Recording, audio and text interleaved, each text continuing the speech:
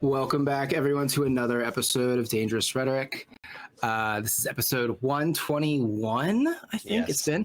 And this one has been a while coming. I wanted to have Mr. Phil Illy, who we had previously on, and Miss Laura Becker back. She's a regular recurrer, to just, give us some story time, talk about a little drama, and also to highlight kind of this overall idea of how, even within the sort of like movement to stop children from being genitally mutilated, we have like a lot of just drama that just flares up on the sidelines mostly because of the feminists. But we'll get into all that in a bit. There are definitely different factions all fighting the same cause, but who think that the cause is their cause.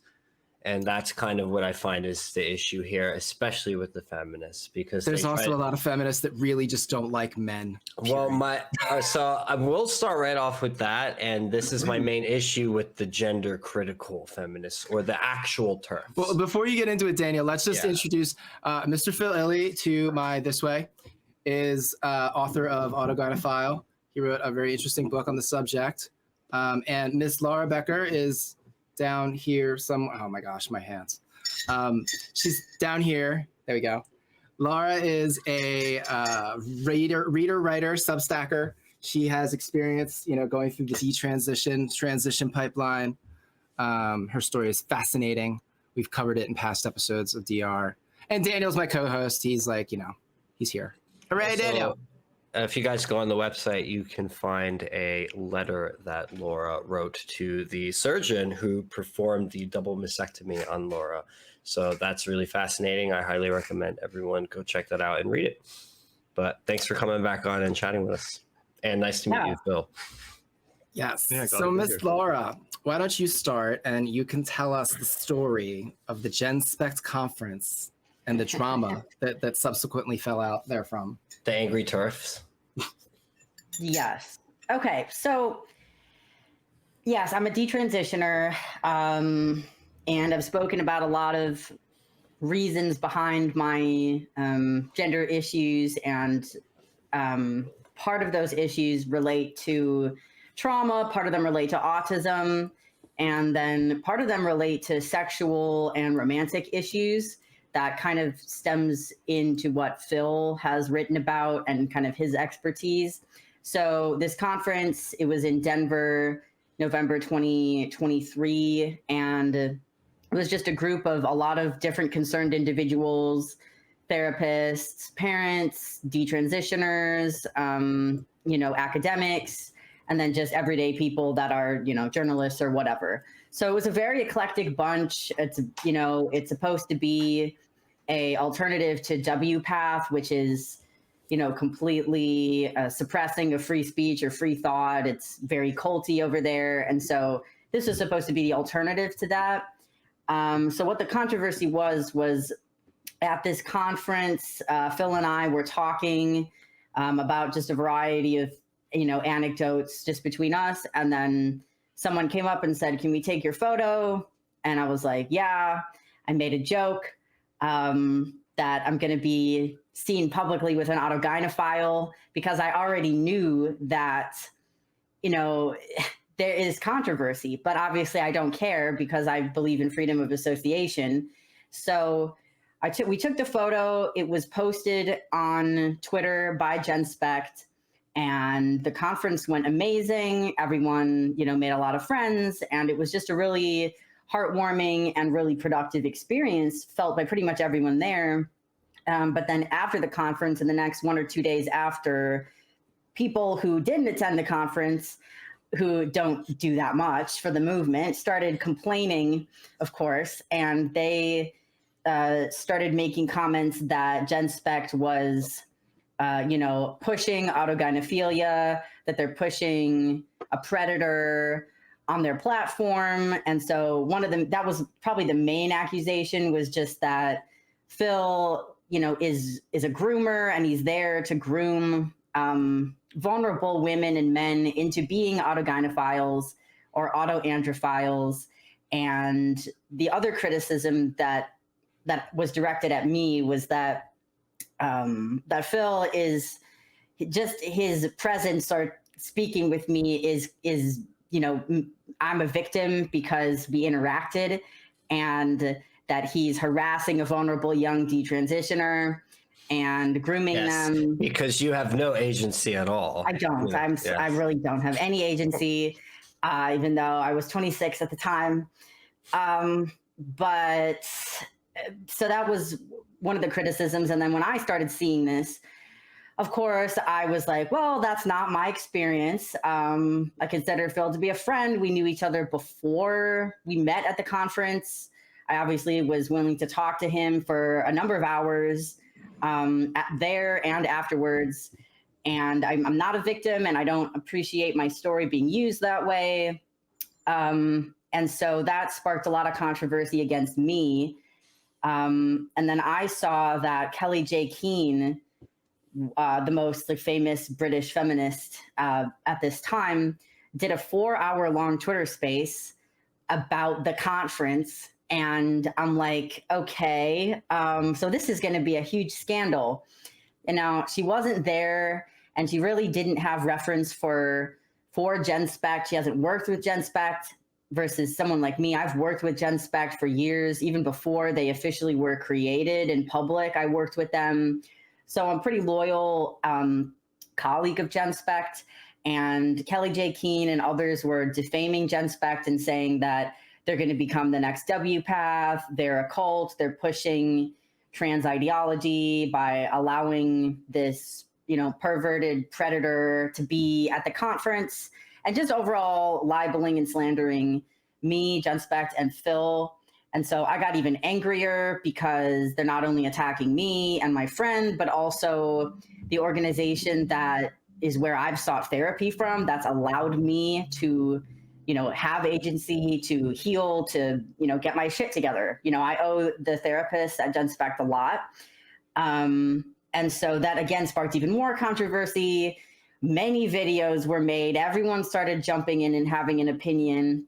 And it was primarily gender critical feminists who had a problem with GenSpect allowing Phil to be there, GenSpect linking Phil's book as a resource, and then certain feminists saying that I can't trust my judgment and that I am not trustworthy as a resource of any sort of knowledge because I was once in the cult.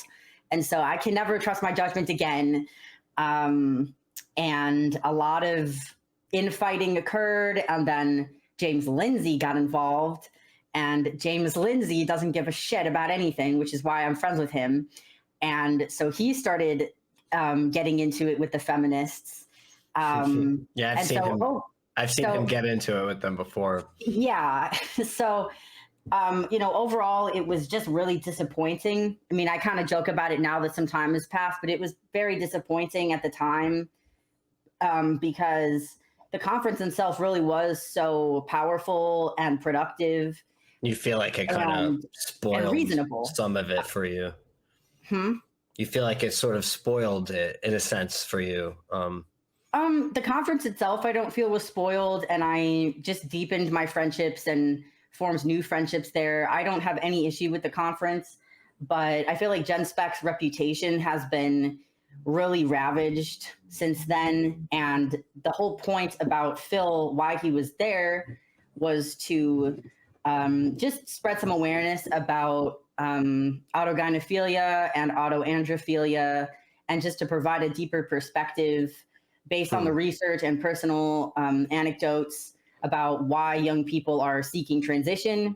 And so I'm totally on board with that. I might not agree with every single thing that Phil writes in the book. I haven't read the entire book, but I'm totally for the just, you know, freedom of expression and freedom of speech to think about these different ideas and to just have as much knowledge as possible about the reality of the sexual and romantic issues related to why young people are transitioning, and then perhaps how to take the best course of action that's healthy. Well, you know, we're all about having the taboo, difficult discussions. We don't care about how others look at us for, say, having someone like Phil on the show. I think I've said before on one of our live streams, like if I want to talk to a serial killer, I'll bring a serial killer on and talk to the serial killer. It doesn't mean I'm a serial killer and I agree with serial killing or whatever. The point is I want to talk to whoever I want to talk to that is interesting to me and is willing to talk. It doesn't have to be someone who I have anything in common with at all, necessarily. With that said, I don't know Phil necessarily, and we'll get to him, and I want to hear his perspective on some of this stuff. But I do know you, and I can vouch for you, and whatever anyone says about you outside of this conversation, I will never throw you under the bus over these things. And that's what a lot of this media market shit becomes, is we can get into the sexlectics aspect of it. I know Brent loves that conversation. We love to talk about that with our friend Basil. And he's another example of someone who people would love to see us throw under the bus. But a lot of this media market stuff, it does become very cliquey. And there are these different groups. There's the homocons and the LGBs without the T's. And, and then, and then there's the ones like us who just kind of threw all that out. And we're just I don't want to be in the LGBs or the T's or any of that. I just want to be a person. And then there's the detransitioners, right? And they're kind of intersecting these different circles because the conservatives treat you guys a certain way. But I think a lot of times they are just kind of parading you guys out to make their own political points. I do see some of that happening. And then there is another aspect of it too, where there are a lot of detransitioners who are still dealing with their own traumas and personality disorders and shit. So there's also that. A lot of them, I think, are paranoid because of, one, how they're treated by the conservatives, two, how the left casts them out already, and then three, they're dealing with who knows what other issues that led to their initial problem. So it makes them harder to trust people for them. And I get that too. I understand that. So people like you, when they are willing to talk, I want to listen. And the same goes with Phil, which brings me, I guess, to him now. And I want to hear some of his perspective on this. I don't know too much about you, Phil. Obviously, I'm not an autogynephile. I can't speak to any of that. I'm sure some people will probably not like the fact that we are talking to you, but you want to talk and you have things to say. So how did you get involved in this stuff? How did you meet Laura? And why did you decide to even admit to the world that you are an autogynephile, no matter how that's going to be perceived by people? Oh, so I found out about autogynephilia in spring of 2019, and I got obsessed with reading about it because I was thinking, why didn't anyone tell me about this?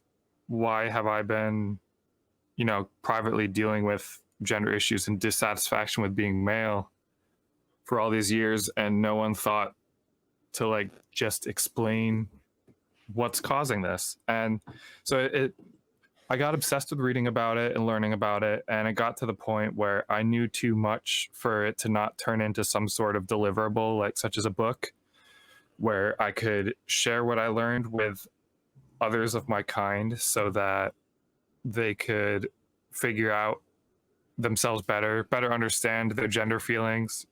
And my hope is that by better understanding their gender feelings, a higher proportion of them will make the right decisions for themselves, whatever those are. I'm kind of agnostic about whether people should or should not transition. I'm neutral about it. I think it's a very individual decision, and there's no blanket rule that will fit all of the people. And so I just want to help arm all the individuals with the knowledge to help them make that call for themselves. And so that's why I was at the GenSpec conference, and it went well. The conference, everyone there pretty much got along. People had a great time. I don't think anyone had any idea that there was a Twitter shitstorm about to erupt. And it wasn't until about 2 days later that it started. And it started with Kellie Jay Keen quote tweeting that picture of me and Laura and putting GenSpec on blast. Kellie Jay Keen really, I think, is the one that is most responsible for kicking off this whole controversy and the struggle session against GenSpec. Sorry, I wanted to interject before I forget, but you brought up James Lindsay earlier, Laura. And he experienced a very similar thing to what you're going through right now because of a photograph he took with Nikki Klein. At it was what conference was it in Texas? It was a Brent? misinformed event. The Better Discourse Conference, I think it was called. Yeah, it was the Better Discourses. Yeah. Yeah, we met James there too. Dallas Fort Worth. Yeah, that was where we met James. We spoke with him for a bit. You know, he's a very interesting guy. But backstage, he had taken this photograph with Nikki Klein, who was part of it was Nikki Klein, right? Nikki Klein. She was part of the NXIVM sex cult, and she has very controversial opinions about the FBI setting up the sex cult leader, whose name I can't remember. Well, she's actually also since finally turned against him as well. She made, not too long ago, a few months ago, she actually walked away from the whole thing and isn't even defending that guy anymore either. Well, good for her. I mean, this has just been like a huge chapter of her life, and I hope that she can move on. We ate lunch with her. I remember she's a very nice lady. I spoke with her a bit. You know, she seemed like a nice person. I didn't get any. She's very based when it came to the FBI being like, criminal. But the point is, because of her past and because of that stuff, she has that bad reputation, you know. And then James had that picture of her, and then that ended up being used against him on Twitter. It went viral. A bunch of people like kind of turned against him, or even worse, there were people who just did not defend him. And I did have a bit of an exchange with him on Instagram about that. And he said, yeah, you know, it was disappointing that there were just a bunch of people who it had like this very like Maoist China kind of struggle session feeling to it. And it's I feel tribal at its core. Yes. You know, Kellie Jay Keen especially has become like emblematic of the feminist response to Dan's invasion, I guess we could call it. Yeah. And, you know, like they really don't like men. And that's like normal baseline. And then when you add in, you know, gender bending men, that's like the extra, like they're like they. But it's you know, and this brings me to the point I was going to make at the beginning of the episode when we started talking, and my issue with the TERFs in particular is that everyone wants to claim this fight as their fight. It feels, instead of just saying it's our fight. It's a lot of people want to get up on the cross instead of carry the damn thing. It's like, I'm sorry, but if you tell me like, oh, the transgender ideology stuff is a men's rights movement, that tells me you don't understand the phenomenon we're dealing with or the complex social ramifications of the whole thing. The fact that it is mostly women who are socially enforcing all of this through HR departments and all sorts of things. Like, yeah, you have people like Phil actually committing, and I'm not saying you are Phil, but I'm saying other autogynephiles. Yeah, there are ones ending up in bathrooms and places like that and doing perverted shit. But the point is, a lot of women have created the environment now culturally of, oh, we need to protect everyone's feelings and coddling. That led to this very scenario. So I don't want to hear this shit that like, oh, it's all men. It's all men. It's like, nah, your sisters are very responsible for this too. 1, 2, boys are also being hurt.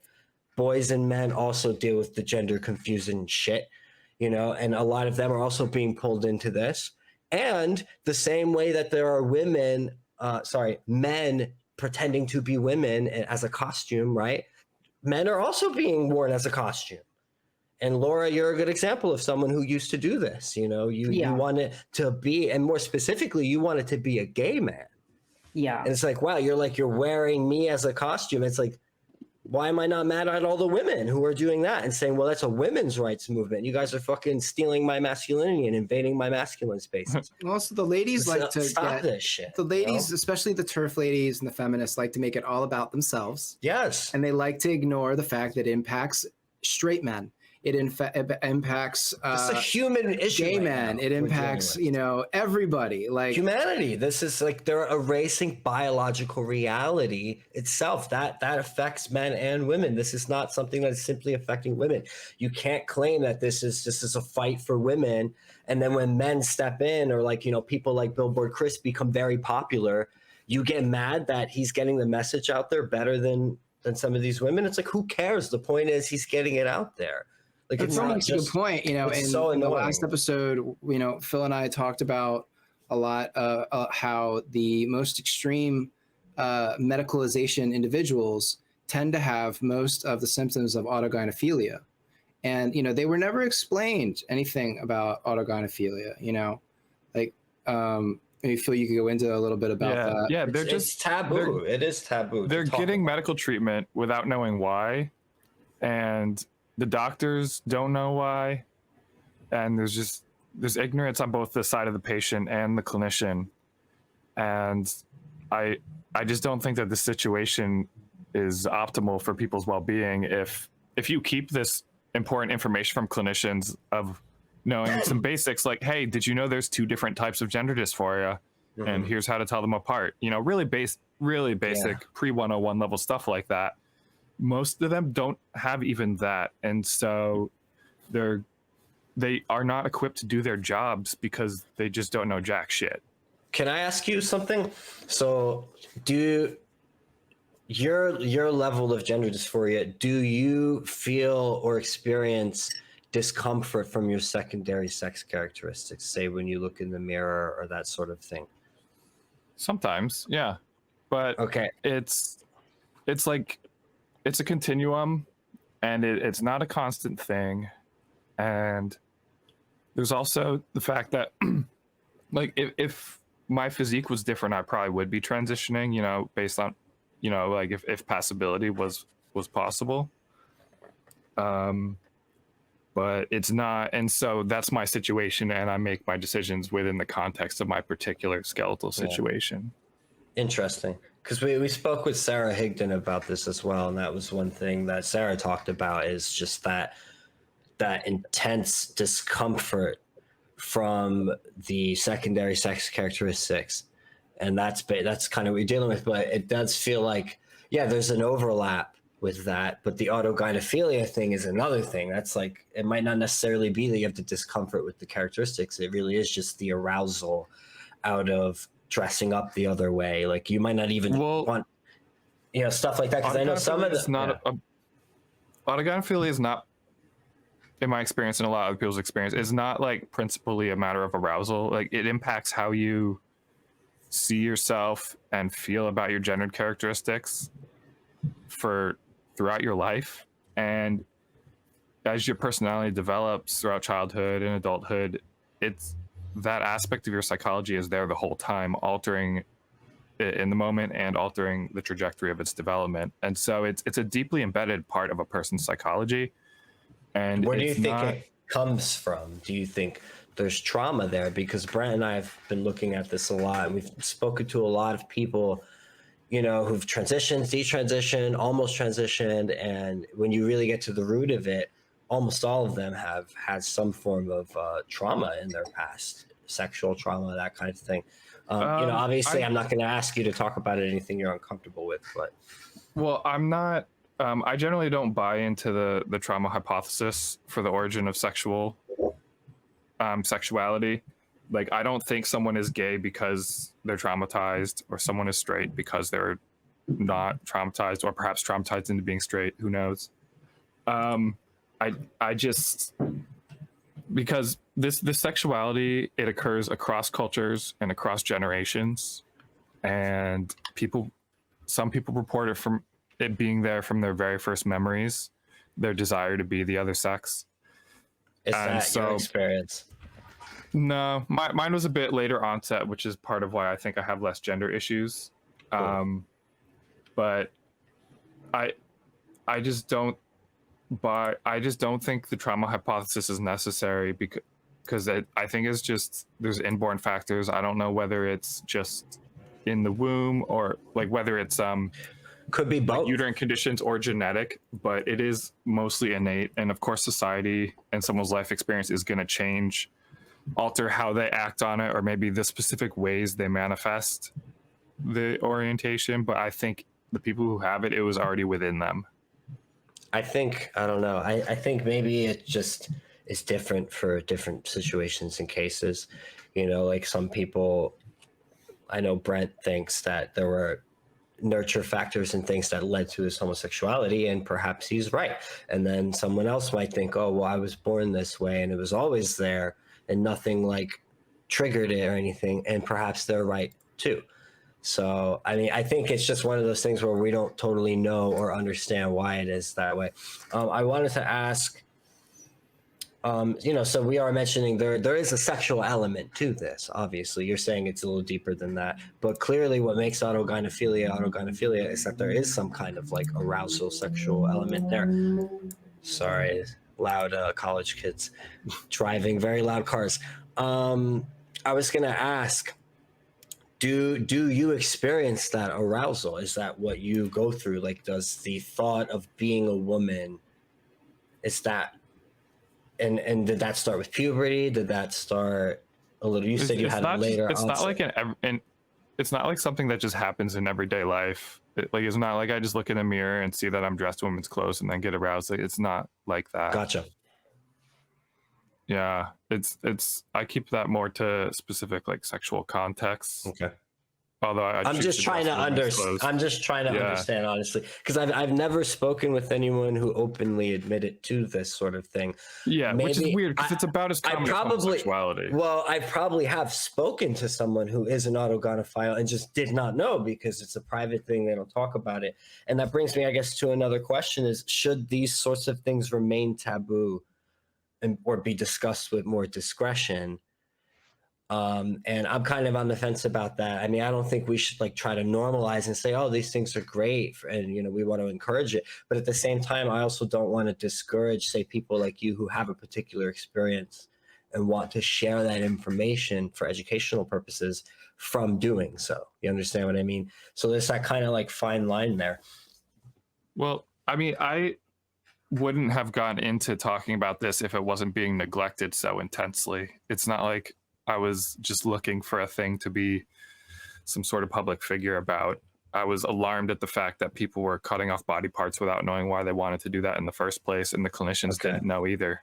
Like, it's just an appalling situation. Yeah, I agree with you there. And for that, I definitely commend you. If that's the motivation behind it, then I agree with that 100%.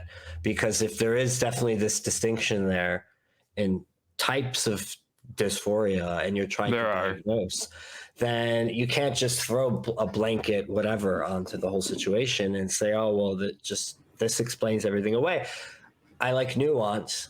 I find the more you look at things, you have to find the nuance to try to truly understand what's going on here. And the same applies to, say, the origins of homosexuality, which is a whole other topic, which we like to discuss, and people get very mad at us for discussing that.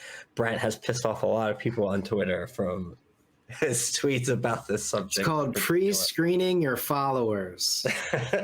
You type in very spicy, controversial takes, and see what they can handle. All the babies just either they flame you and then you block them, or they just run and they block you. So it works out very well.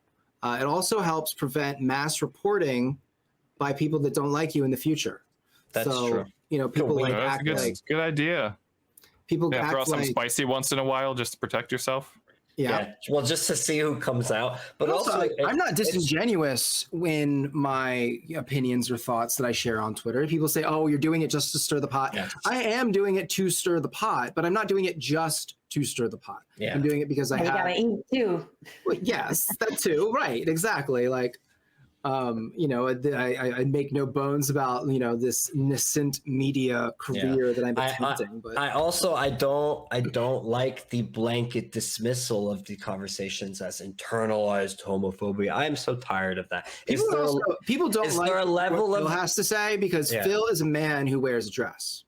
Yeah, that's what it is. They see that and they have an emotional response. They do, yeah, because of other associations, and they can't control their thoughts that result from that emotional response. The emotional energy gets them all wound up. Basil's similar, like being a Muslim and saying some of the things that Basil says is very similar. It's like, dude, I don't have to be a Muslim or agree with Basil's perspective of why homosexuality or his own homosexuality. We can disagree on those things and still be friends and homies and laugh together and joke and all that shit. They're incapable of that, and they don't understand that we are capable of doing that. They want us to throw these people under the bus. And this kind of goes back to the main topic with the gen spec and all that stuff, is with the clickiness, is once you are a quote unquote influencer often you became that because you were appealing to a very specific demographic about a certain topic or thing or cause. That's what I find, at least. And what I'm noticing about the media market, and I'm not going to name names or whatever, but I feel like it happens more often than we think, is once someone has generated that audience from speaking about a certain topic or a certain way or to certain people, even if they want to speak to certain other people, they won't if it might threaten the audience they've already gained, or they want to talk about a certain subject, or maybe they've changed their opinion on a certain subject, but now if they say that, they might lose this audience they've already gained. Whereas Brent and I, we don't give a fuck about that. We never and that's exactly what happened with the Kellie Jay Keen thing, is that I really respect a lot of the work she's done.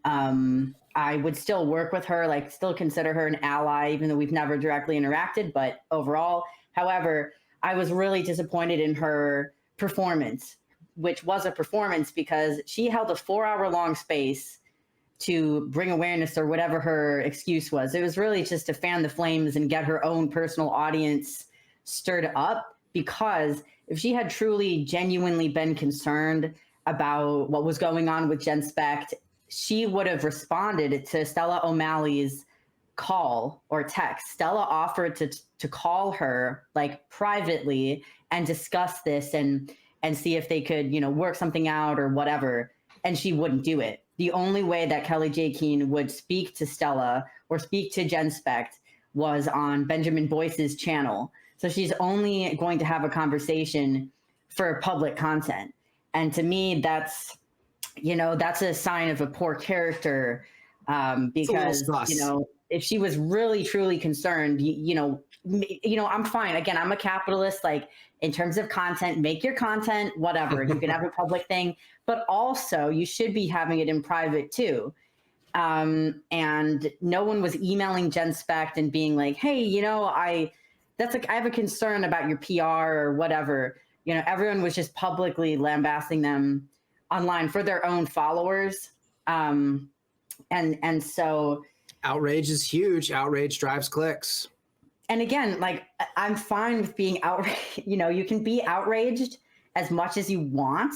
But I also think that you can't then go say, oh, we can't have this conversation. Like, I'm done with you, or I'm not gonna like. Right. No, the outrage should be whatever you want. The initiator of the conversation.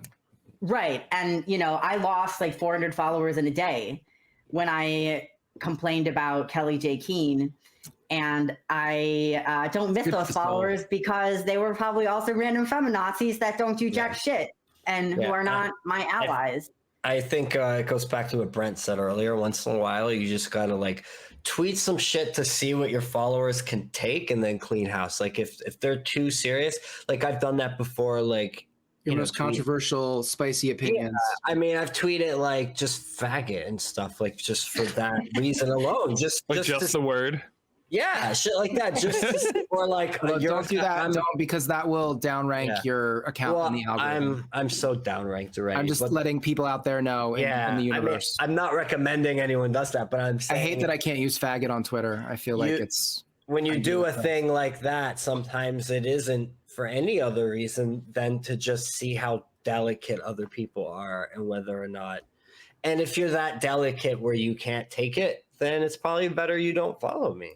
And I would actually, there's a lot of people, and this is the weird thing from my position is, so number one, there's like just the Jen Specht, like the fact that they're tearing down one of the only organizations that's actually doing tangible resources for parents and for detransitioners, but also as a detransitioner, I definitely don't speak for all detransitioners or really even most detransition. Everyone has their individual thing.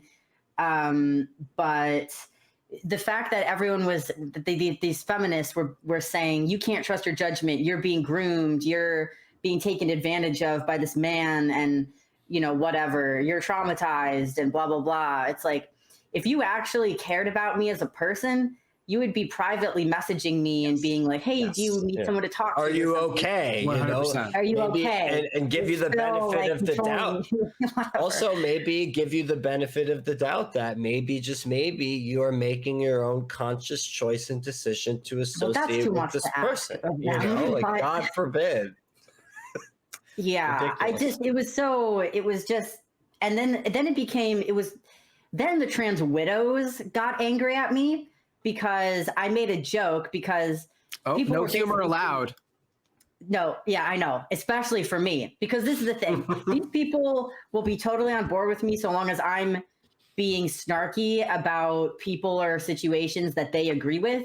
But as soon as I'm being snarky about something that touches their nerves, then that's not acceptable. Right. So I made a joke post that was like, because the argument was like, okay, Phil's having sexual thoughts during this conference and sexual thoughts like in this photo with me.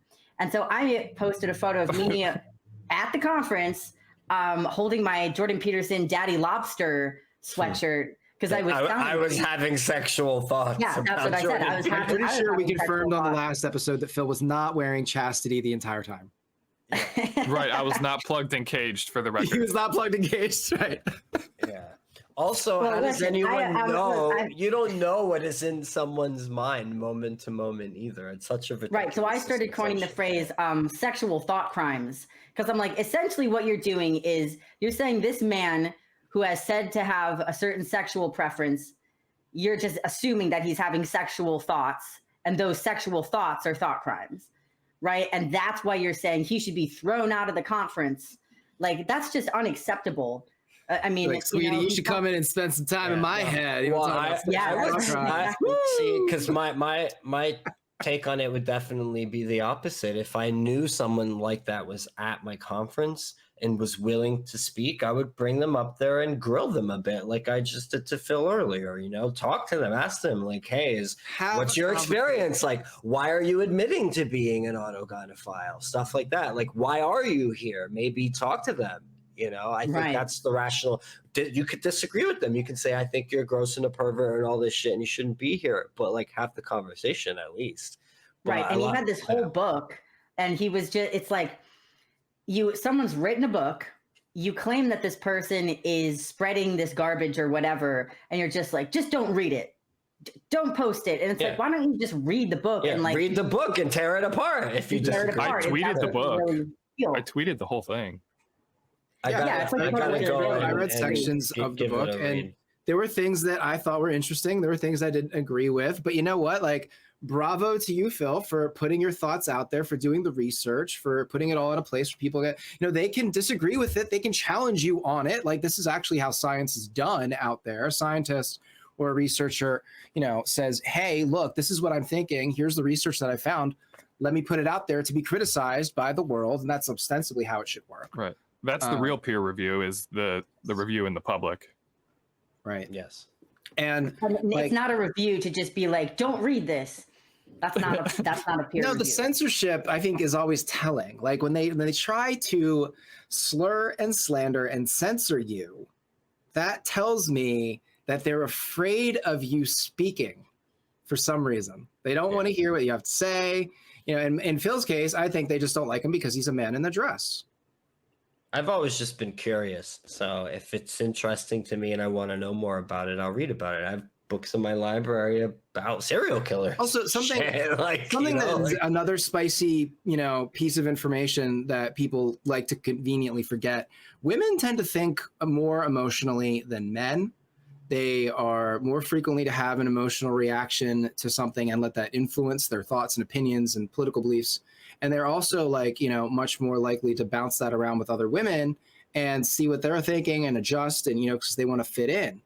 And it's very common to have, you know, this kind of reaction to play out in drama in public. They also tend to be more, don't like to, you know, admit that they get into these like little sections. The other side of that too is they also tend to be more of the socialites. Like, yeah, they're the nurturing types, but the women were also, historically speaking, to the socialites. They would run the parties and things like that. So it's like you want everyone to get along. And that goes back to the point I made earlier, and why a lot of what we're seeing in the general blanket acceptance without any pushback of gender ideology stuff amongst people is being pushed by women who want everyone to just get along. And they don't want to rock the boat. They don't want anyone to feel left out or to feel upset, No, just use the pronoun, just whatever. We don't want to hurt their feelings. It's all about respect. We don't want them to make them feel dehumanized. And it's like, that is why this shit continues. And they also cuck the men. Sorry to say it. Sorry, but they just beat the men down. They whip them down. A lot of them are afraid to speak up and be masculine and say no, because the women are not going to, hand it out. And that's exactly what I've observed. So it's interesting you bring up the socialite thing, because it makes me think about how in the positive feminine sense, which, women do try to go along to get along. They want to preserve their social relationships. It's not always bad. It's great. We need that. And we need that. And even though I'm probably a more disagreeable woman than on average, I feel like that's more so what I'm trying to do. I mean, first of all, I'm not going to control anyone, and we're going to bother to deal with other people's crap. But yes, of course, I'm idealistic socially to say, maybe we can go along to get along, in the sense that we can say, okay, we have differing opinions. Why don't we just leave it at that and just continue to, control what we can control in our own lives and things like that, versus what the toxic feminine does is to say, we're going to control things by excluding any women that do not completely agree with us.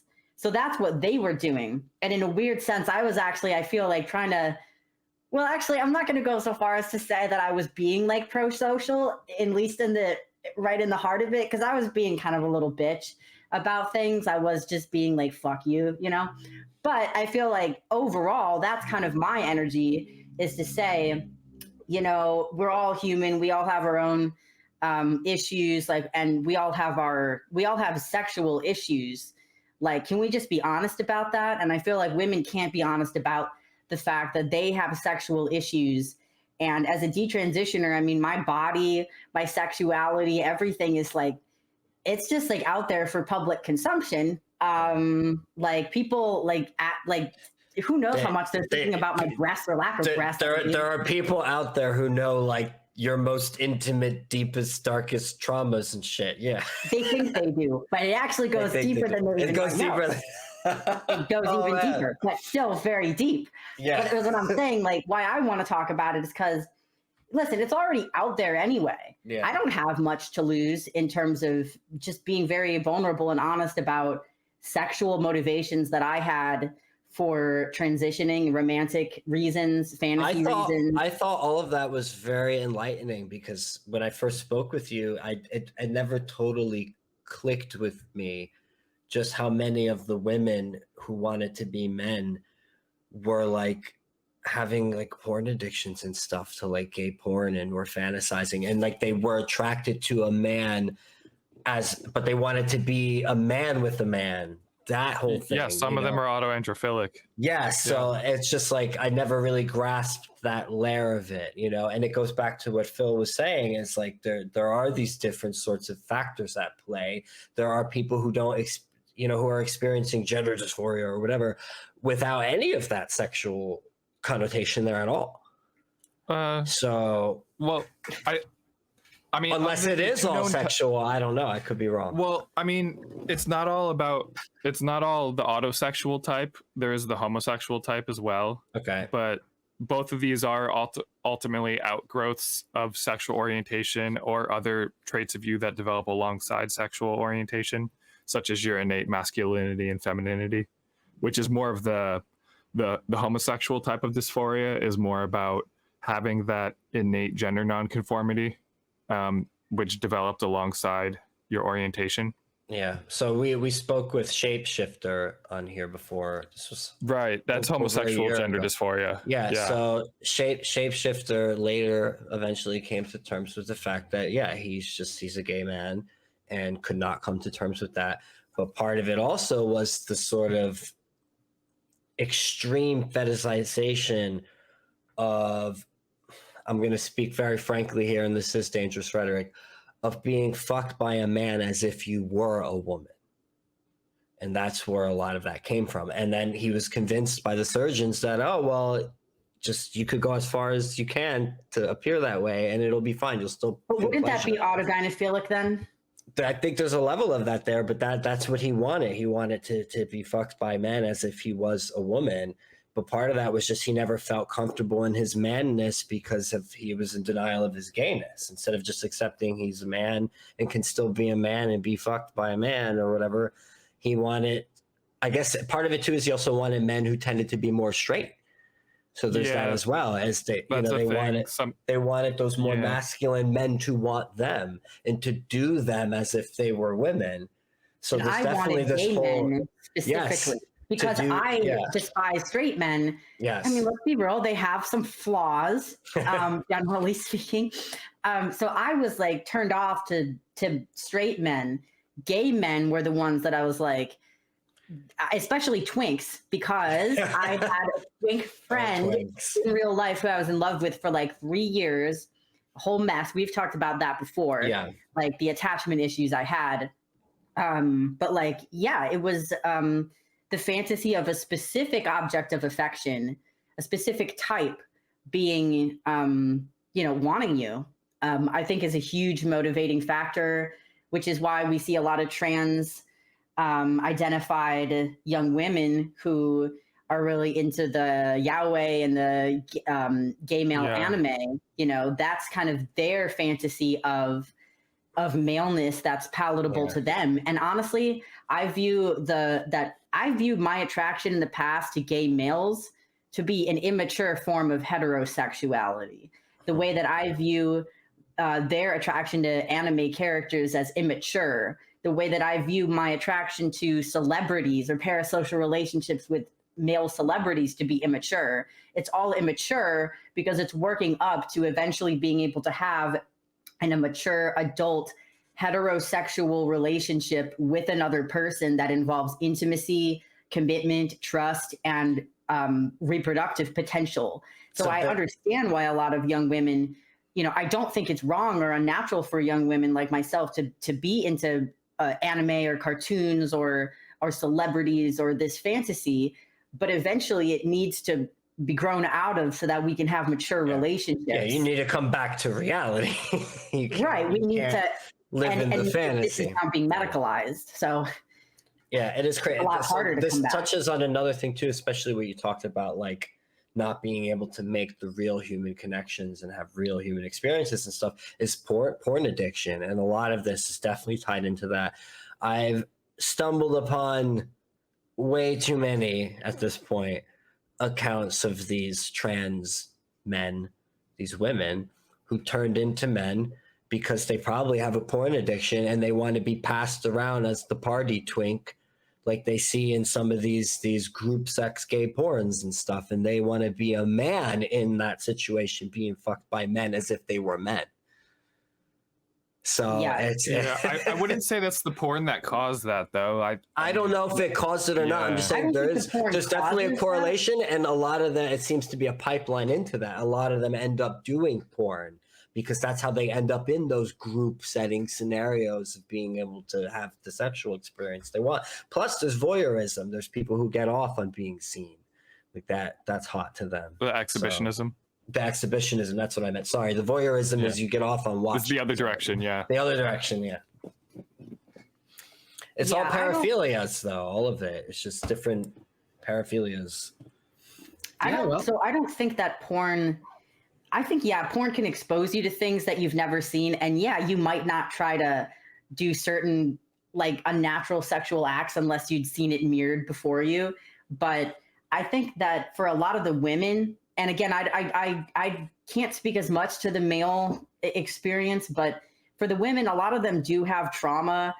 And again, trauma is on a spectrum. When I say trauma, it doesn't always mean like brutal, child sexual assaults or rape. Like, sometimes it is that. But sometimes it's just the kind of chronic low-grade trauma of being autistic and growing up being alienated from other women and from men. And not having a developmental maturity socially where you can actually form real relationships. So these are the three elements that I see coming together in harmony or maybe disharmony to form the online trans female to male identity, which is the porn, the autism, and some amount of inability to form relationships, whether that be from trauma or just from autism. Don't forget the yaoi. Just from the yaoi. It could just from the yaoi. But I think it's likely to have other elements because if you have issues, as like autism is a developmental issue, that's going to be chronic throughout your life. You can get better at managing it. But if you're developmentally delayed at 10, like you think about your peers and how ahead they are when you're all at age 10, by the time you're age 20, which is when a lot of these people then start to medically transition, you're going to have been behind for like a whole decade already. And so it just keeps sort of piling up on you, the differences between you and other people your own age and your own sex category. There's something that also just clicked in my mind here too, but I want to go back to the anime thing. And this is a whole other conversation too, but I think a lot of people who do become obsessed with that do have a kind of Peter Pan syndrome. But with that said, I'm not going to say that, all anime is for kids and it's all cartoons and it's just childish. No, there's a lot of very mature themed animes. I like some anime. That's not what I'm saying, guys. That's not what I'm saying. So don't think I'm shitting on all anime. But what I am saying is there seems to be this kind of obsession with it. And there is a kind of sexual aspect to that too, tied into this trans shit. And what I was going to say is how many of these people I noticed seem like they're trying to look like a fucking anime character. Like seriously, think about it. Go on TikTok or just look at like as many of these people as you can, especially the non-binaries. And you're just like, wow, you look like you're trying to look like an anime character. Like you want to emulate that. You want to be androgynous looking with your green fucking hair, your ridiculous clothes. It's just you want to look like some important main character in your story. A lot of it is just really also narcissistic, That's exactly what I was going to say. I would say you guys know this very well. Cluster that B. the people who are gravitating towards the anime as their identity don't have a stable sense of self. Yes. Probably because they have either autism and or a character disorder. Just yeah. It is interesting though. It just started to click to me though. I'm like, wow, a lot of them look like they just are trying to emulate an anime character. I mean, all of it. To be fair, anime characters do look pretty cool. That's why they're drawn that way. But when you try to emulate, a lot of that stuff looks cool in a drawing. But then when not in a live action. When you try to live action it, like look how many. Yeah, I mean, Ollie London is a thing. Like Ollie London, right? Exactly. It doesn't work as well. Yeah, like, in 3D. Literally transed into being Korean and then detransed out of being Korean. Well, it's like, guys, this is where we are. This is where we are as a society. Well, that happened. I know. Well, so regarding trans race, I did a tiny survey of the trans race community for my book because there wasn't any data on trans race people. Is there actually a community? Of course. Yeah, it's small. My God. And what? Yeah, no. I don't think he means like a literal place. No, but I mean, do they have forums and shit? These people. Yeah, like Discords and stuff. Wow. Yeah. Crazy. They're small but growing. And so like I surveyed them and asked them various things in line with my understanding of how these sort of autosexual trans identities work. Because I wrote chapters on transabled, trans species, trans age, like every type of trans that is known. The transabled shit. What about transabled? Transabled? That one. That's like when people want to become amputees or become paralyzed or blind. I know what it is, and that one in particular kind of upsets me because the crazy thing about that one, that's the only one where you can literally become the thing you're identifying as. I don't know. That's the only one where if you do it, you can't. Yeah, that's the only type of trans where you can literally become the thing, and no one can argue with you if you've gone through with it. So that's actually the most give some respect to them. It's upsetting though because I have a mother who's disabled. She has cerebral palsy, and it's very difficult for her. And she would want nothing more than to be normal and able-bodied, and to have people who are actually so like fucked in the head that they want to be disabled. It's just bizarre to me. It's like hard to even I can't even wrap my head around that. It's similarly like your experience is also bizarre to me. I can't wrap my head around that either. I don't know what it's like to want to be a woman or to be like aroused by the idea of it or anything of that sort. But the whole transabled thing, man, that shit really bugs me because my mom has struggled a lot. So what do you think there, Phil? What is why is their reasoning? Why do they think that they want to be transabled? I haven't noticed a consensus among them talking. I don't think they know. I think in general they're not a fan of the autosexual theory. Like none of the people with trans identities are stoked on this theory in general. And the trans age, understandably, they really don't like it. But they don't have a coherent explanation. But most of them do report. Studies have found that most of them do report having sexual interest in being the type of thing they're identifying as, and that they've when they've done the pretending to be an amputee or whatever, that they've been aroused by it before, for instance.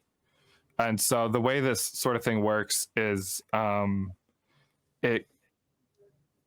trans identity, it gets formed. It's sort of like partially a behavioral development process where you do the things where, say, at first it might be arousing, and then that sort of arousal goes away because you get used to it, hedonic adaptation, and you it just it feels nice, it feels better, and like when you're not in union with that thing, it feels worse, and so you are progressively reinforced into greater commitment to that inner cross identity and embodying that thing to greater degrees and for greater proportions of your life, until eventually you just want to be that thing all the time.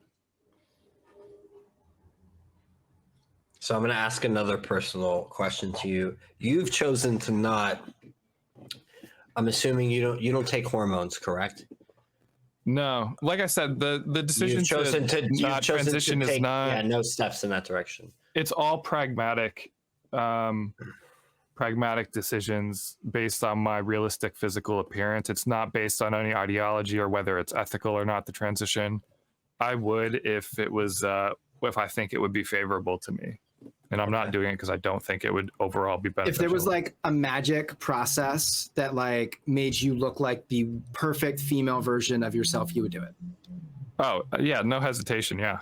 Yeah, there was so in Steel Beach, the main character actually goes through a male to female transition early in the story, but the technology is there and the transition is perfect. So that's something I wanted to bring up too. Like, do any of you think that technology can ever exist where we can like rewrite someone, say at like a cellular level or some shit to like change that? Like Brent, you would probably be the person. So that's what you're talking about, and what I just described is sort of the creme de la creme of genetic engineering. That's taking a existent life form with a already established genetic code, putting it into a tank, and doing something to it somehow, where you can actually change the genes in real time to the life form, and then have, go through the process. And when it comes out, you have the new genetic traits and the new assigned genes.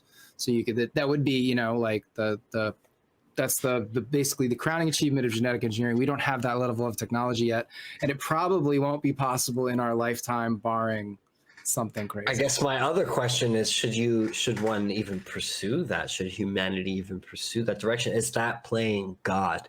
Or are we ignoring Mary Shelley's warning?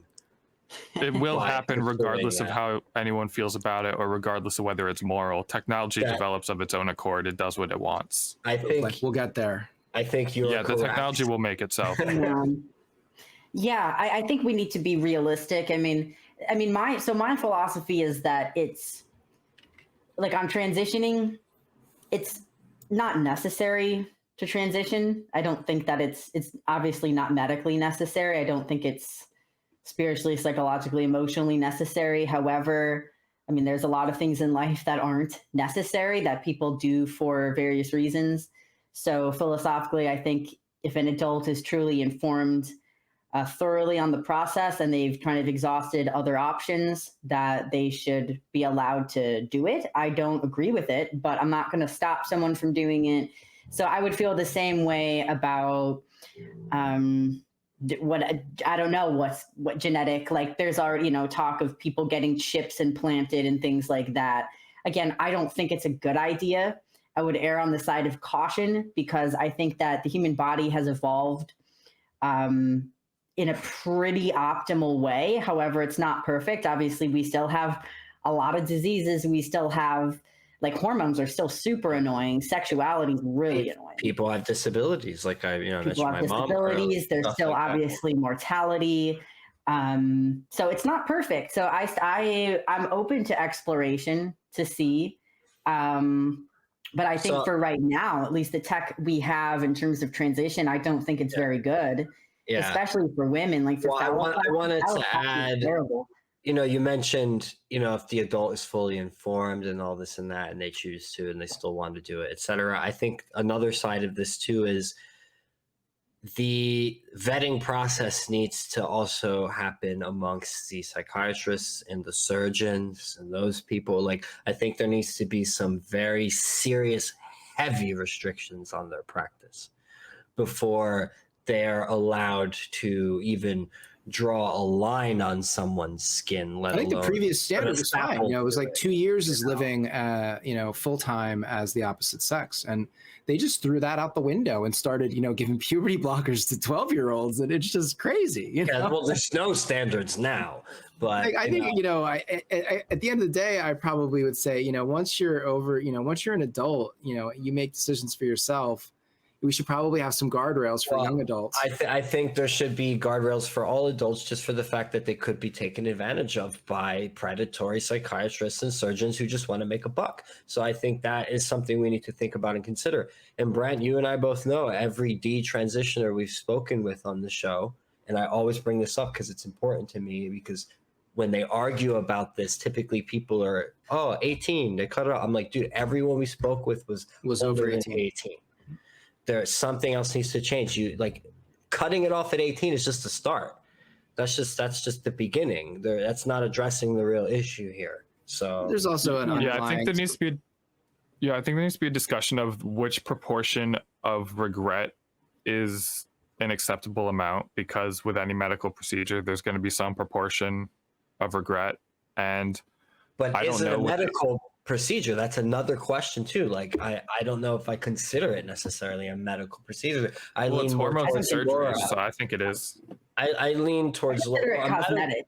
It is cosmetic. A medical procedure implies there is a real medical condition there, and I don't know if this qualifies as that to me, in my opinion. I think they're medical procedures, but I think you're kind of more specifically saying that you don't think there's a good medical indication for it. Right. Yes, I agree with Laura in that I lean toward it just not being necessary. And I think although we could make some very real exceptions for certain people, we should always discourage it and try every single other thing to help that just the least invasive option possible. Yes, possibility. Possibility. If we could switch the way we generally think about it from, okay, whoever someone says they are, and we therefore need to like contort their body into being what they say they are, like that sort of thing, to being like, it's not. Are you sure? Are you sure? Are you cosmetic. Sure? Yeah. Well, first of all, not are you sure? Because the people that are going to have a successful transition are the people that know that they have a biological sex and they're actually stable about that. I just mean in the sense of questioning and pushing back. There needs to be an environment where that is encouraged. Well, now it's been the opposite. They've been affirming because they're afraid if they don't affirm, they're going to lose their medical license, which is a big part of the problem. Yep. So, but I think if we kind of switch from, oh, there's just some people that are trans. Like, I don't think that there are people that are trans. I think that there are people for whom transition might improve their subjective quality of life because they're so gender nonconforming. Maybe that means they're homosexual. Maybe there's some genetic thing. Maybe it's a sexual thing for them. There are people. I don't think that there's true trans. There are I think that there's people that can make informed decisions about their cosmetic procedures. And I think if we switch that paradigm from medical to cosmetic, then a lot more people would actually have their gender issues treated with other means. And then for those select few for whom those options don't work, they would then be able to get properly informed care with ethical providers. Billboard Chris, the way he puts it is he said that people aren't, like, trans isn't something that you are, it's something that you do. That's right. He would say it. And I agree with that. It is an action, so you could say, there are people who have the experience of wanting to transition, but I don't think there are actually like trans people. You're not like some special new category of person. You're either a male or a female, or this is what they love to argue about a third gender, a third sex. And I'm like, sweetie, there's no third gamete. Like, they don't. It's when they do that, they kind of sort of betray their ignorance and that they don't understand what sex and gender are. It's sort of you also often say, Brent, what is it, like the exception proves the rule? Is that how you put it? Exception proves the rule. Yeah. Yeah. So that's kind of what that is too. It's like, well, when you have intersex 99% of the time something is like this, then the 1% sort of shows you that the other 99% is like that. Yeah. So it's like when you bring up intersex, it's not like this giant like, gotcha that they think it is. It's like, no, you're actually. That's also not where they bring up intersex as if it's involved in the conversation when it's not. We're not talking about intersex individuals. It's pretty much irrelevant to transsexualism, except in a small minority of homosexual transitioners. Very small minority, right? Yeah, like most of the time we're talking, like really, and the major issue that most people have is the fact that these conversations are being had around young children who can't even consent to adult activities. Let alone, permanent sexual alterations and physical alterations.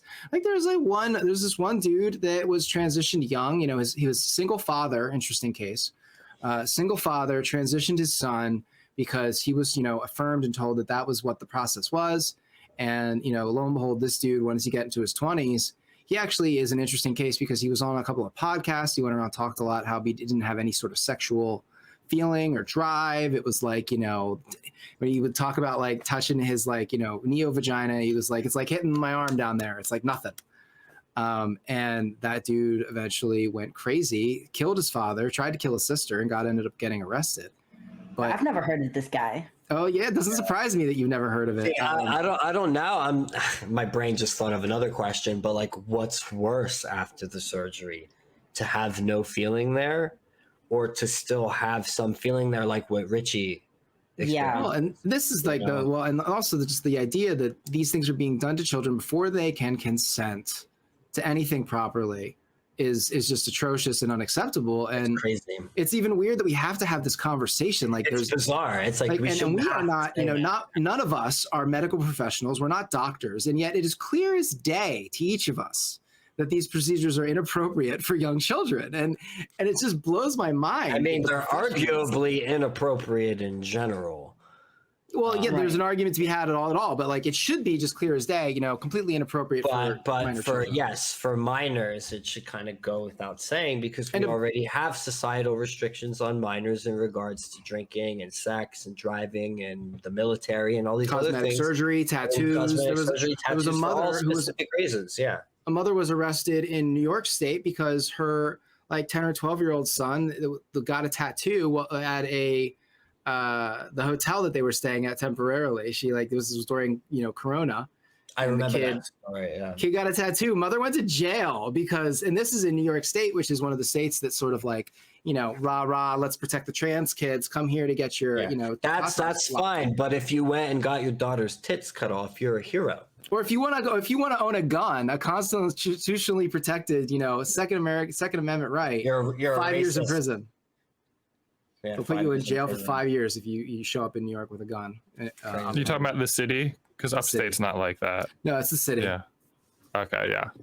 But yeah.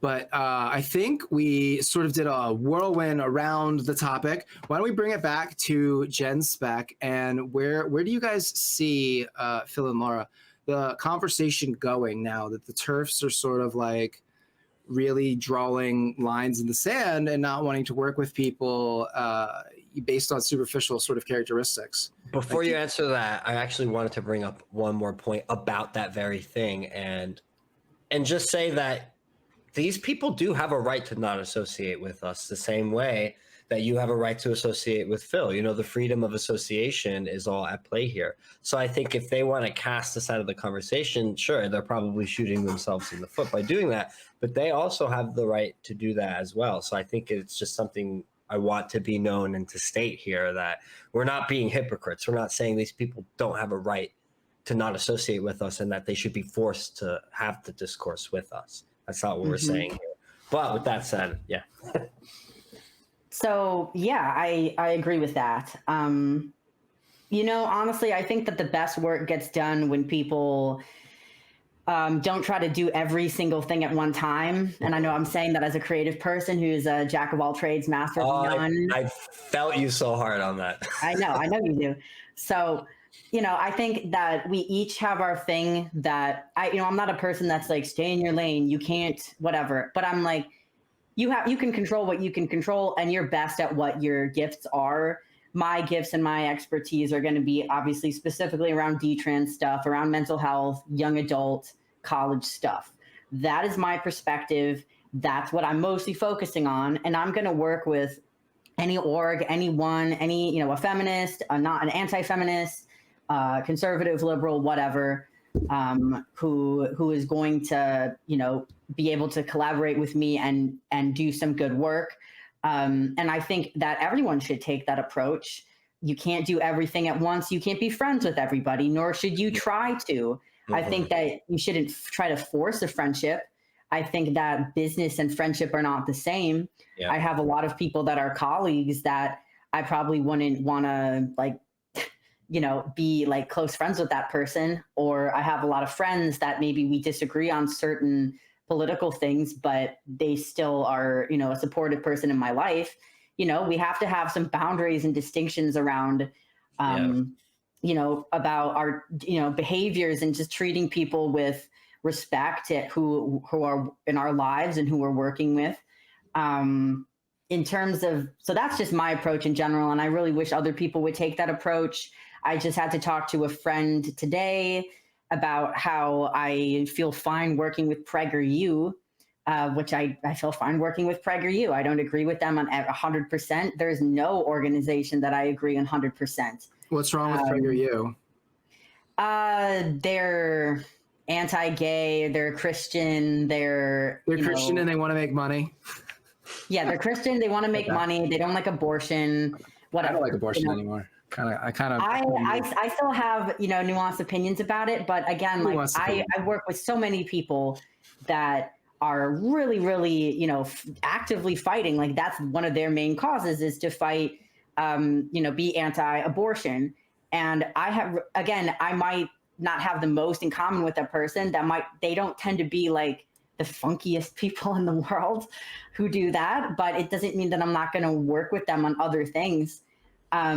And I think that people are extremely foolish and short-sighted to be throwing Gen Spec under the bus. So long as they continue to do work that I agree with, I'm going to continue to collaborate. And in the public, I just see them continuously being dragged. I mean, I don't think there's any way to avoid it. I think we're all going to be, it's just kind of the culture we're in right now to just call people out and dogpile, and I don't really think that we can stop that. The right does it too, just as much as the left does. So, Yeah, I think excuse me, the feminists, like, again, there's, in my opinion, there's feminists, which of course there's many varieties, and then there's feminazis. Yeah. They're not the same. There's a spectrum. The rad femmes. Yeah. The rad femmes, there's certain rad femmes that are amazing, and there's certain rad femmes that are feminazis. Okay? So the feminazi is like the extreme this is a toxic feminist, in my opinion. Yeah. A toxic feminist, whatever. Feminists in general are kind of annoying, but I get. No, they can be. I'm not saying they're not annoying. There are the more like moderate feminists. There's like moderate feminists that, like, I'd consider myself a very reasonable type of person who, like, I'm not super attached to the feminist label or not attached to it. I think whatever context you're in, it could be shorthand for whatever. I definitely think that there's women-specific issues and men-specific issues. Mm-hmm. Obviously, I focus on women-specific issues more. It just makes more sense. Why? Why is that? Because I have a pussy, dude, and I used to have tits, and I have a clitoris. So that's why, if you have to know. But, you know, and it's like, I consider myself one of those types that's like, you know, I've spoken at like women's only events. I'll also speak at events where it's like mostly men who hate feminists, like, because I don't consider myself part of like a specific niche that if someone generally finds a group annoying, that I feel invalidated because I don't have such a strong group identity. Brent and I are similar. You know, we're friends with like some people in like Gays Against Groomers. We're friends with people in like the walk away movement. We're friends, you know, but we do our own thing. We aren't in any group. We've had a chance to be parts of these groups, and I don't do groups. We decide not to because Brent and I don't do groups. So it's probably why you fit in very well with us too.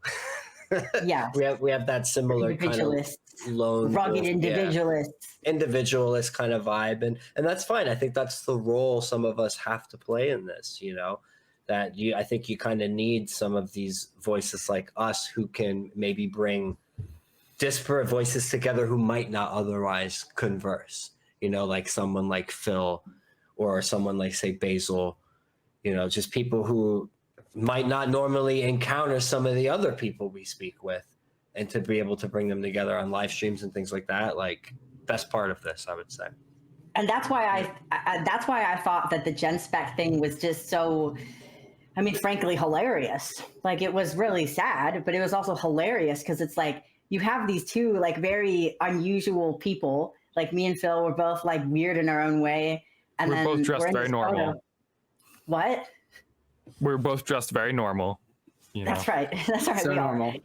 And, you know, there's just such like we're just two, you know, different individuals in this photo together, very extreme height differences, like just like the archetypes of who we are, like this vulnerable young female detransitioner and this like tall, like AGP male.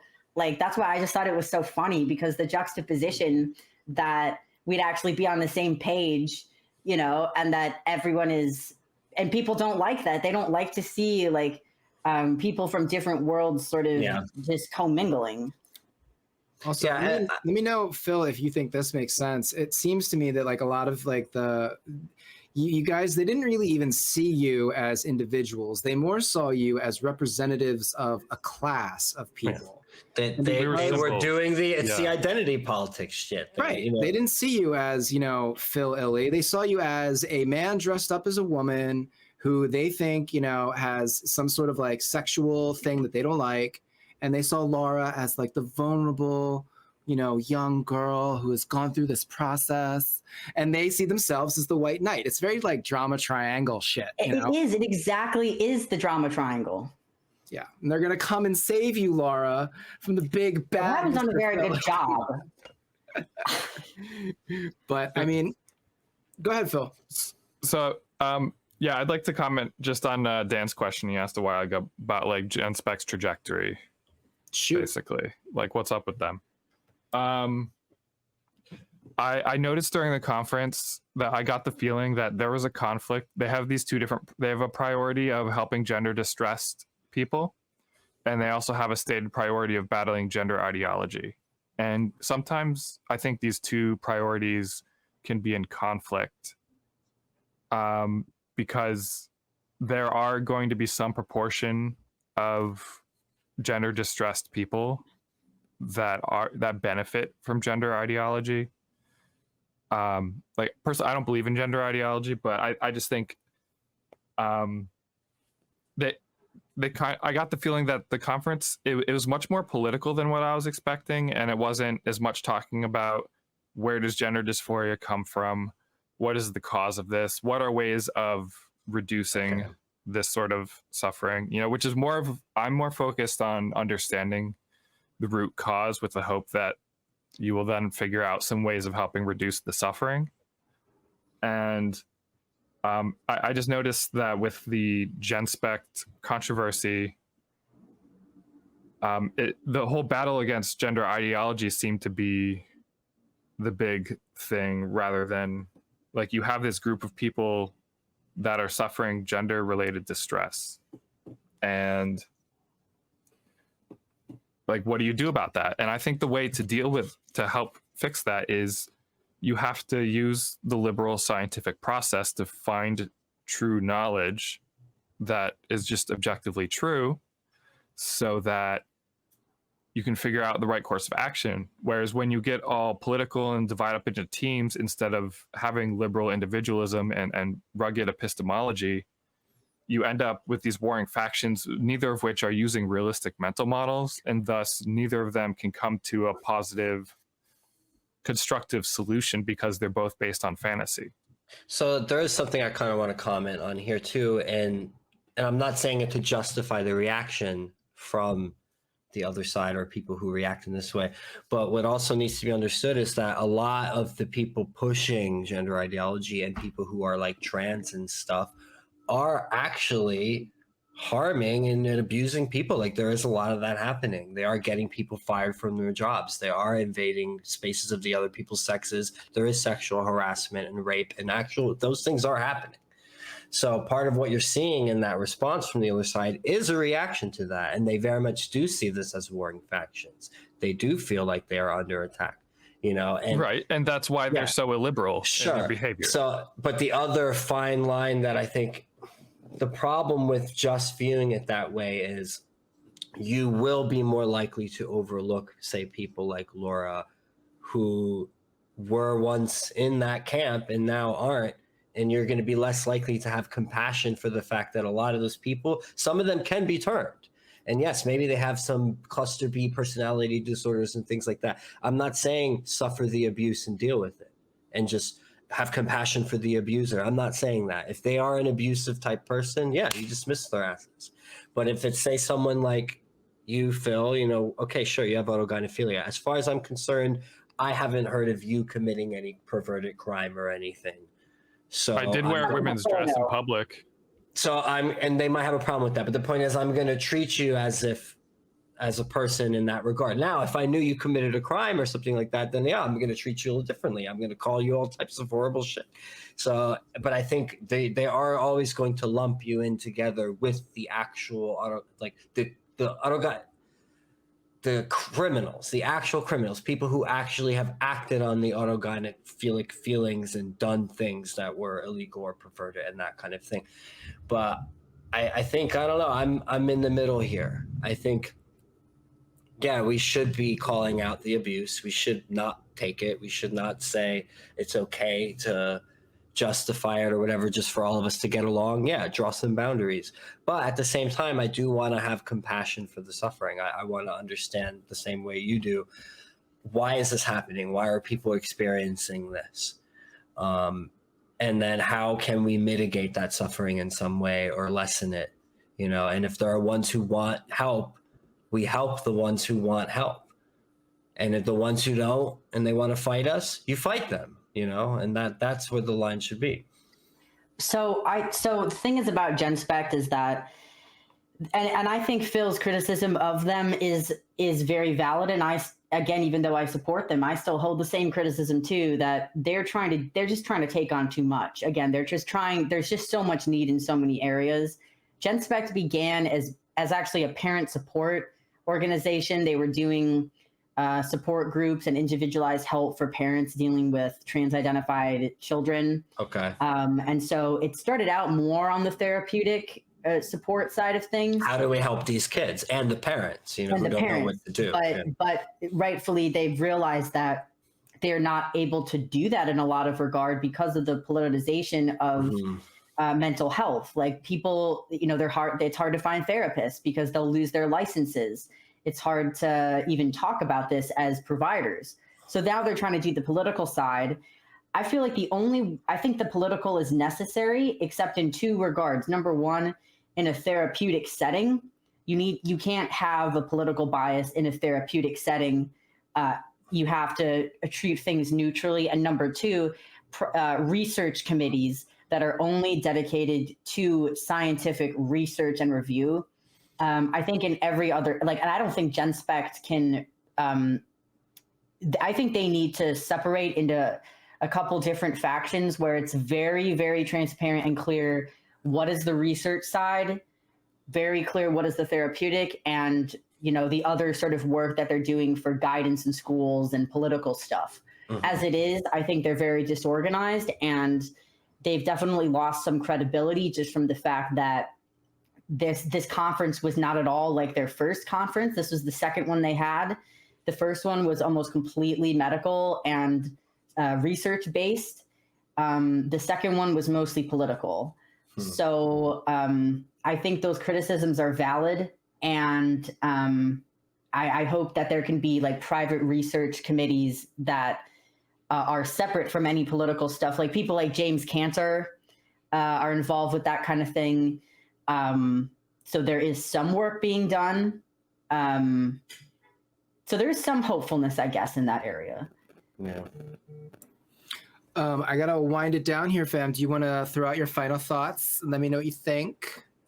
Where do you see things going in the future? Like, and any future conferences or events that you guys want to plug, or Phil, you can mention your book and where people can find it. Okay. Let's see. I'll start with mentioning my book. I'm using it as like my book. It's called Auto-Heterosexual, Attracted to Being the Other Sex. It explains gender, the transgender phenomenon, the autosexual kind, and it also explains transabled, transage, transrace, transspecies. It explains all the types of trans. And it does it in a neutral way that's not judgmental, because, the people that have these things are going to be reading it. I wrote it for my people so that they could realize, hey, this is what's going on with me, without feeling bad about it, because everyone else that talks about AGP just tries to make them feel like shit about it, and I think that's wrong to do to a sexual minority. I think if you haven't committed a crime, I'm not going to treat you as if you committed a crime. That's how I do it. If you've just had thoughts and shit, like, I can't do anything about that. So sexologists differentiate between attractions and actions, and that there's a difference. One of those attractions is morally neutral. It's just a thought, a feeling. An action does have moral valence because it's an action. And so, anyways, people can find auto-heterosexual. Just Google the word, or just they can find. I also have a Substack where I've uploaded plenty of chapters. phililly.substack.com, and on Twitter right now I'm at autogynephilic. We'll see if that changes. I think I'm kind of shadow banned right now. Laura pointed out that I might be shadow banned, so I haven't seen you in my feed at all, Phil, and I think I'm. Yeah, I haven't been posting as much because the whole. I'm working on some stuff in the background that's not tweeting, like working on some papers and stuff.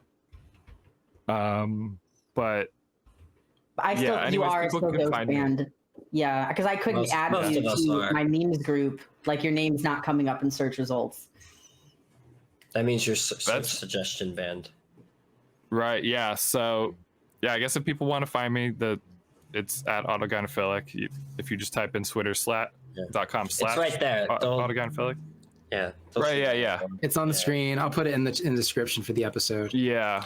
But basically, that's my stuff. If anyone has the type of sexuality I wrote a book about, I recommend reading it. If you can buy it, cool. If not, pirate it. I put it in the pirate library. I'm not going to mention the name, but it's there for everyone. Yeah. That's very cool of you, Phil. It says you care more about, putting the information out there than, trying to profit off of it. I always give people props when they put things out in front of a paywall, because it just means more people will see it. Yeah. You got to give back. I've stolen so much over the years. Granted, though, if you did write a book, you deserve to be paid for that shit, and I'm speaking as a writer here, and you worked your ass off. That's your thing. You produced it. Yeah, motherfuckers should go buy the book. Daniel's written, what, 5 books, Daniel? 5 poetry collections. So 5 poetry. Yeah, but I was talking to Brent on the phone about this earlier, but I do want to get back into writing more and start getting some essays up on dangerousrhetoric.com and maybe eventually collect them together into another book. We'll see. Have a whole rating section on the website. Anyway, fam. No, we don't really use it. Well, no, we didn't get to Laura. Laura, remind everyone where they can find your stuff, Miss Funk God. Yeah, so you can find me mostly on Twitter. Funky Psyche is my handle. Also on Substack, I do a lot of writing. Also Funky Psyche on YouTube, Instagram, like pretty much everywhere. Funky Psyche. I have a lot of really cool stuff coming up. I have a documentary from Turning Point USA called Identity Crisis. So start looking out for that. It's going to be available. I do a lot of different events. Like this year, I'm trying to focus on colleges. So like speaking at college events, talking to college-age students. Mm-hmm. So if you're organizing anything like that, just hit me up for that. Otherwise, when's the documentary come out? The documentary is coming out within maybe a month or so, like February. So it should be out very shortly. But there's a lot of really cool, press I'm going to do around that. So I'm going to be busy being around. We'll have you back on. We'll have to do a follow-up episode, talk about the film. Yeah, absolutely. And then finally, you can find me. I do graphic design. I have a detransitioner awareness collection. Detrans Awareness Day is coming up. This is the 3rd annual Detrans Awareness Day on March 12th. So I have like a whole collection, just, spreading awareness about detransition, anti-gender ideology stuff, anti-woke stuff, and then just like pretty cool and funky based stuff. So check that out, funkgod.shop. That's where you can support me and my work, which you should. You should pay me, please. Yes. Support the artists, man. Support your money. Yeah, man. Give me the money. Show me the money. Some money. Awesome conversation. Phil, very nice to meet you. Laura, I love you a bunch, and it was very nice seeing you. Love you, Dan. Good to see you guys. Brent, Phil, it's good to finally have this conversation. Yeah, everyone, I'm glad we're doing it. Like, comment, share, subscribe, throw money at us if you want to help us keep doing this. We'll be back again with another episode. And and also sorry for the non-consistency of our content. It's been. I want to apologize. I want to get more episodes out. Later, guys. Bye.